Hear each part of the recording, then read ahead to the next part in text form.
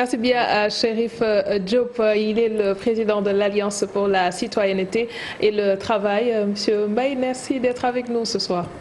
Plaisir partagé. On s'achemine vers l'inauguration de la grande mosquée Massalikul Jinan. Que vous inspire aujourd'hui ce chef-d'œuvre qui a été financé proprement par les Sénégalais? Écoutez, il n'y a pas que la mosquée Massalikul Jinan. Je pense qu'un grand homme s'apprécie par la poursuite de son œuvre au-delà de sa disparition. Oui. Et quand on juge le développement de Touba, l'importance prise aujourd'hui par le Magal, puis cette œuvre remarquable, extraordinaire, magnifique, on ne peut que retenir que Cheikh Ahmadou Bamba fait partie des grands, parmi les plus grands au Sénégal, en Afrique et à travers le monde. C'est un honneur que doivent partager tous les Sénégalais et tous les musulmans du monde. Très bien. Alors, on parle économie à présent. Le FMI a fait une conférence de presse où il a, disons, apprécié le travail qui est en train d'être fait concernant les perspectives économiques, mais également la situation économique du pays qui semblerait se porte bien. Aujourd'hui, quand vous entendez ces observations-là, vous les partagez? Je vous fais remarquer que vous avez utilisé le conditionnel, il semblerait. C'est également ce conditionnel que le Fonds monétaire international utilise, puisque quand il évoque la croissance soutenue, inclusive, quand il évoque l'inflation, les plus belles croissances sont celles qui sont soutenues, qui sont inclusives, qui sont fortes, qui ne génèrent pas d'inflation. Le communiqué du Fonds monétaire international en parle au conditionnel. Oui. En fait, il faut comprendre l'intervention du Fonds monétaire international comme étant la préparation d'un dossier devant permettre un accompagnement au titre de l'instrument de coordination des politiques. Exactement, ICPE. Et ils viennent prendre acte de ce que déclare le gouvernement. Je crois que c'est comme ça qu'il faut prendre les choses et ce n'est pas un satisfecit. Je crois qu'il ne faut pas franchir ce pas. Il y a d'ailleurs dans le communiqué quelques contradictions qu'on relève assez facilement. Lesquelles? Écoutez, on vous dit que cette croissance soutenue et inclusive va dépendre du secteur privé. Pourquoi? Parce que pour l'instant, elle a dépendu, telle qu'on la présente en tout cas, parce que moi je n'y crois pas non plus, aux taux qui sont avancés, mais supposons qu'ils existent. Oui. Elle dépend, elle a été créée par de l'investissement public, mais on sait qu'il y a désormais difficulté à maintenir le rythme de dépenses publiques, aussi bien en termes d'investissement qu'en termes de fonctionnement. C'est ce qui justifie qu'on soit obligé d'entrer dans une phase de quasi-ajustement. Donc on ne peut plus compter sur le secteur public, il faut du relais, on va compter sur le secteur privé, mais je crois que vous avez vu également, c'est l'un des piliers de l'ICPE, il y a beaucoup de conditions à respecter pour que le secteur privé puisse prendre ce relais. Notamment et malheureusement, ce sont des engagements qui sont pris, mais des engagements qui sont pris depuis 10, 15, 20 ans maintenant. L'accès plus facile au crédit par les PME, l'aménagement dans un sens favorable de l'environnement des affaires, et en particulier, on en parle depuis tant d'années, la réforme du Code du travail. Donc vous avez des éléments comme ça qui reviennent, qui semblent aujourd'hui ressembler à des vœux pieux, tellement on les ressasse depuis longtemps. Très bien. Barka. Alors, on a vu qu'il y a certes des recommandations également qui ont été formulées par le Fonds monétaire international, notamment l'élargissement de l'assiette fiscale. On a également d'autres points qui ont été soulignés, comme le rétablissement de la vérité des prix, autant de recommandations qui ont été faites. Mais quelque part, ce qu'on retient, c'est que le Sénégal dispose d'une situation économique qui est satisfaisante. Souvent, les communiqués du FMI ressemblent beaucoup à des exercices de casuistique. Il y a beaucoup de diplomatie, beaucoup de non-dits et il faut savoir parfois lire entre les lignes pour connaître l'état réel de l'économie d'un pays. C'est le genre de communiqué dont le gouvernement peut se targuer pour prendre ce qui l'intéresse dedans. C'est-à-dire quand le FMI dit globalement qu'il y aura une bonne croissance, qui va rester entre 6 et 7%, oui. Le gouvernement, généralement, veut retenir cela. Mais quand vous parlez de vérité des prix, par exemple, là, on s'approche de la zone, de la surface de vérité, justement. Je pense que depuis quelque temps, avec certaines mesures prises par le gouvernement, on est en train, sans le dire, de nous précipiter un peu vers une crise qui ne dit pas son nom. C'est-à-dire les recommandations du FMI, de la Banque mondiale, qui demandent au gouvernement du Sénégal d'arrêter la politique de subvention de l'énergie, c'est un tournant. Ils n'ont pas cessé de le recommander et cela s'est traduit par des augmentations du carburant à la pompe. Ça, le gouvernement sait qu'il ne peut plus continuer à subventionner le carburant parce qu'avec le renchérissement du prix du baril, etc. Maintenant, est-ce qu'on ne va pas encore aller vers un autre pas plus douloureux pour les ménages et très symbolique, l'augmentation du prix de l'électricité. Donc tout cela pour dire que, effectivement, si on lit entre les lignes, bien que l'État du Sénégal proclame qu'il n'y a pas de péril en la demeure, que les finances publiques sont plutôt bien tenues, il y a des indices graves et concordants, si on était dans le domaine judiciaire, oui. Qui indiquent que tout n'est pas rose. J'en veux pour preuve cette décision prêtée au chef de l'État, en attendant que cela soit confirmé, de revenir sur cette histoire d'importation de véhicules âgés de âgés de 8 ans, qui était une promesse forte du candidat Macky Sall. Il semble que le président s'apprête à revenir dessus. Très bien. Voilà. Il y a une sorte aussi dans les PME, dans les PMI et même au niveau des simples particuliers, les gens commencent à ressentir ce qui ressemble à une sorte de raquette fiscale de la part des services des impôts et domaines. Et quand on a tout cela mis bout à bout, indique que l'État est quand même dans une sorte de difficulté financière. Alors, on va revenir sur un autre aspect qui m'interpelle, lié toujours au communiqué du FMI.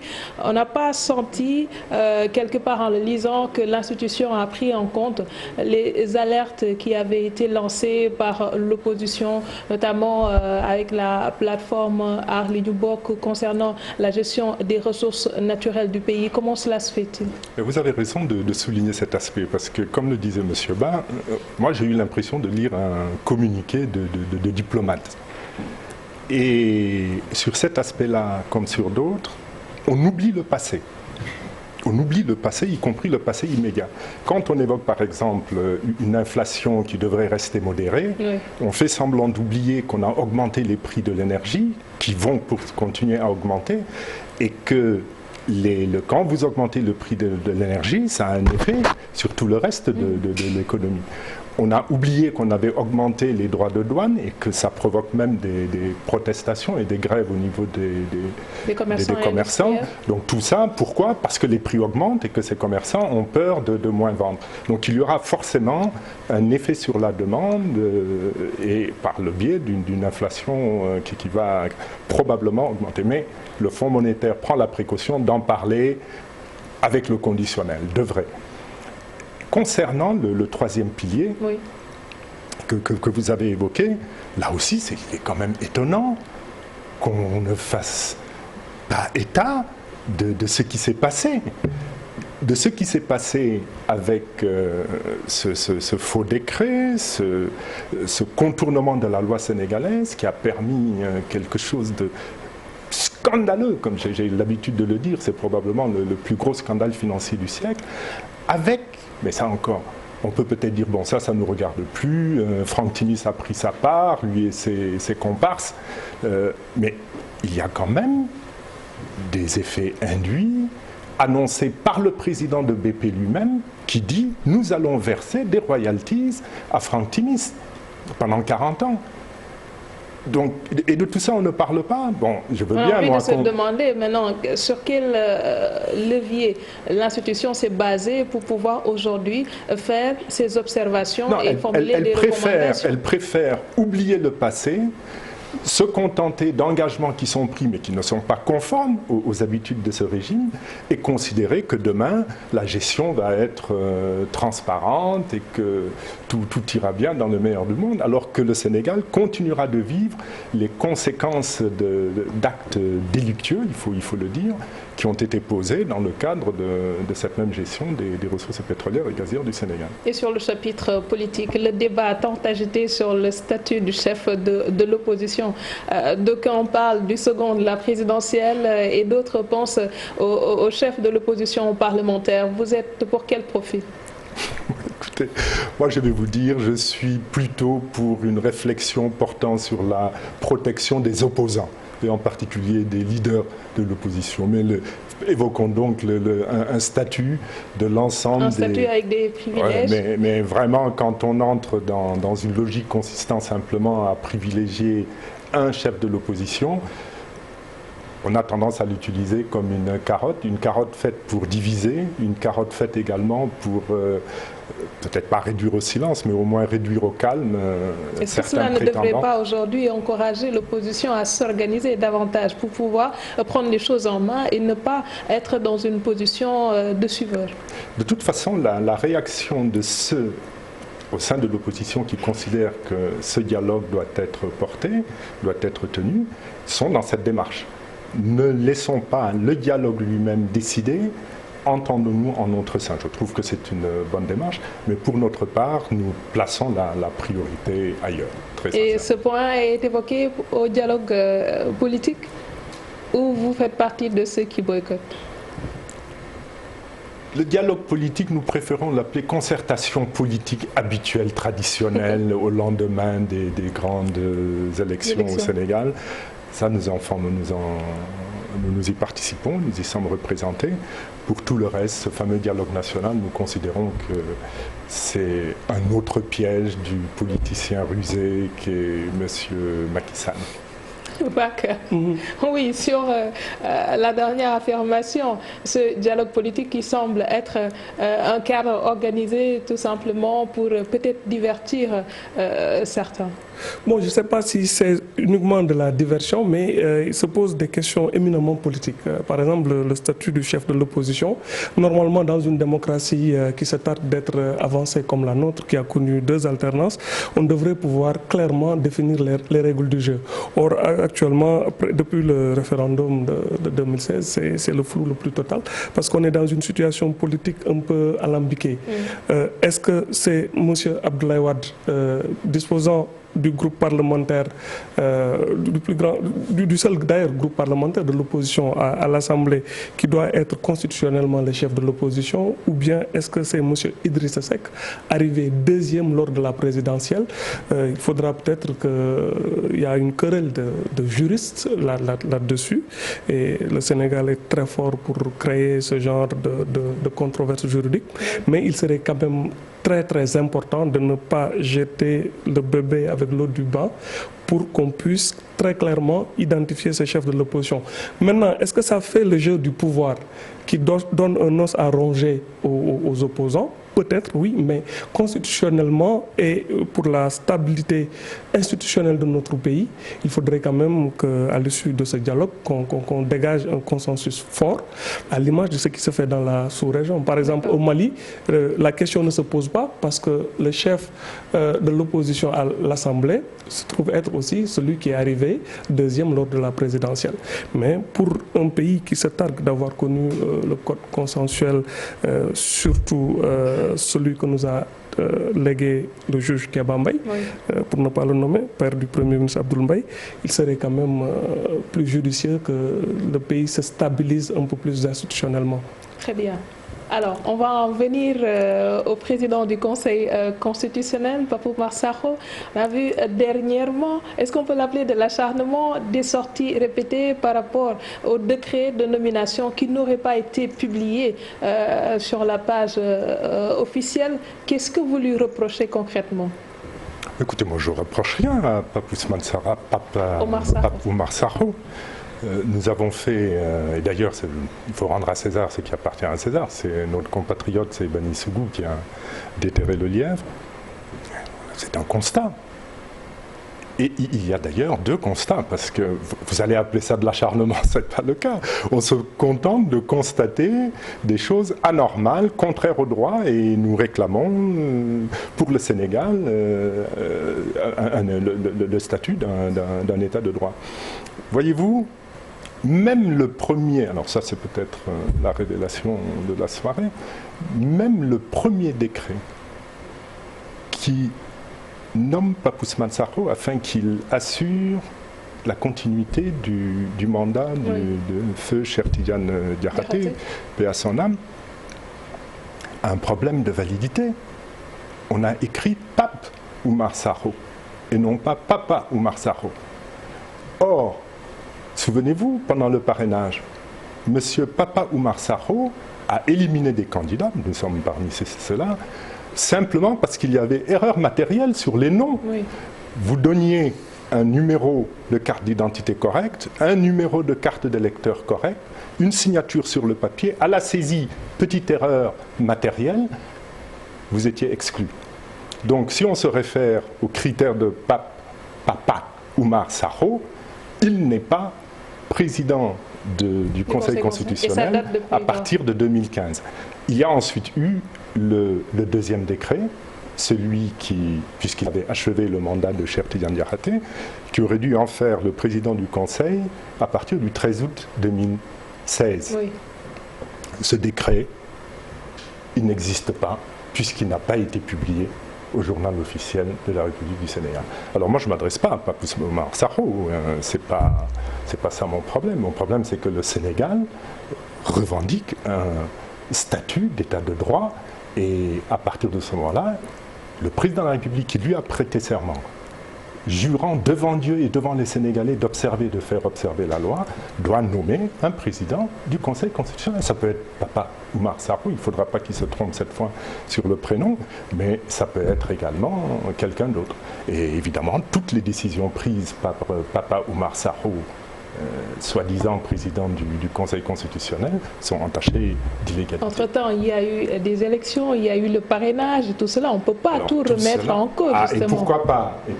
Ou alors, on va en tout cas arrêter une jurisprudence pour demain, ça c'est important. Alors, il ne faut surtout pas, par contre, que la jurisprudence soit une jurisprudence dans le genre. Nous n'avons pas publié au journal officiel de la République du Sénégal, mais on a retrouvé aux archives nationales, donc ça a également une validité juridique. Non, le problème est très sérieux, très grave. Il traduit beaucoup de légèreté, je crois, mais on est en face d'un gros problème pour en parler? Pourquoi n'avoir pas soulevé cela avant les élections? Mais parce que simplement on s'en est rendu compte récemment. Ça peut être l'attitude d'un frustré ou c'est pas le cas? Encore une fois, on est en train d'apprécier des décisions. Vous êtes juriste, je crois, non? Non, on apprécie une situation de droit, mais on est obligé de poser le problème. Et il y a problème, puisqu'on a vu des faux circuler, on n'obtient pas de réponse à nos courriers. Il faut poser les problèmes, parce qu'il y en a un, et il est très sérieux, madame. Alors, très sérieux. Avant de vous laisser, un dernier point. Vous avez été Premier ministre lors du lancement du plan décennal de gestion des inondations. On n'a pas encore épuisé le délai en tout cas qui avait été prévu pour les 10 stratégies qui avaient été annoncées. Qu'est-ce qui s'est passé entre-temps? Ou entre-temps, l'équipe gouvernementale a changé de cap? Là, écoutez, le plan décennal de lutte contre les inondations, c'est un projet, c'est un programme pour le Sénégal, qui a été mis en œuvre à partir de septembre 2012, après un plan Orsec, auquel il avait fallu avoir recours lors des inondations de 2012. Mais on s'est vite rendu compte que le plan Orsec, donc gestion de catastrophes, aide humanitaire, etc., n'était pas la bonne solution. Il fallait aller vers des solutions structurelles. Et c'est dans ce cadre que le président de la République lui-même a donné des instructions après présentation des conclusions d'un premier conseil interministériel qui s'était tenu le 30 août 2012 et que j'avais présidé, pour aller dans le sens que nous proposions. Il y a eu grand-messe à la salle des banquets de la présidence de la République. Ce plan a été adopté et il a été mis en œuvre immédiatement. Au cours de l'année 2013, tant que j'étais Premier ministre, vous n'avez peut-être pas suivi, mais on a tenu 37 conseils interministériels consacrés à la lutte contre les inondations. Nous en avions fait une priorité. Parmi d'autres, et notamment il y en avait deux majeurs, la lutte contre l'insécurité alimentaire et la lutte contre les inondations. Nous avons travaillé d'arrache-pied. Quand je dis nous, c'est l'ensemble du gouvernement, les services de l'État. On a réussi des choses formidables. La zone foire, le lycée, la zone du lycée technique japonais a été sortie des eaux. Philippe Malien Senghor également. Le pont Sénégal 92 également. Grand Yoff. À Touba, les travaux ont été lancés. Puis finalement, en 2013, j'ai quitté le gouvernement et tout s'est arrêté. Non, parce que vous avez quitté, le projet n'a pas suivi son cours. C'est cela que vous voulez dire? Je pense très sincèrement que ça n'intéressait pas le président de la République. Ça avait cessé d'intéresser le président de la République et c'est très dommage parce qu'on est aujourd'hui en train de revenir. Est-ce que ce plan est efficace pour pouvoir venir à bout des inondations? Mais je vous le dis encore une fois, vous avez dû apprécier à l'époque. En 2013. Mais oui, là, on en est en 2019. Oui, mais il y avait tout un programme, mais il a été interrompu, il a été arrêté. Le ministère, je ne sais pas si vous vous souvenez, le ministère de restructuration et d'aménagement des zones inondables a été supprimé. Ça a cessé d'être une priorité pour le président de la République et donc pour le gouvernement, cela va de soi. Et ça a été simplement abandonné. On revient aujourd'hui au plan Orsec. Encore une fois, c'est pas la solution. Très bien. Solution, pour le moment, oui, mais il faut des solutions structurelles. Merci beaucoup, Monsieur le Premier ministre Abdoul Mbaye, qui est le président de l'ACT, l'Alliance pour la citoyenneté et le travail. Merci également à Barka Ba. On se donne rendez-vous demain à la même heure. Excellente soirée sur la TFM et merci à l'équipe technique.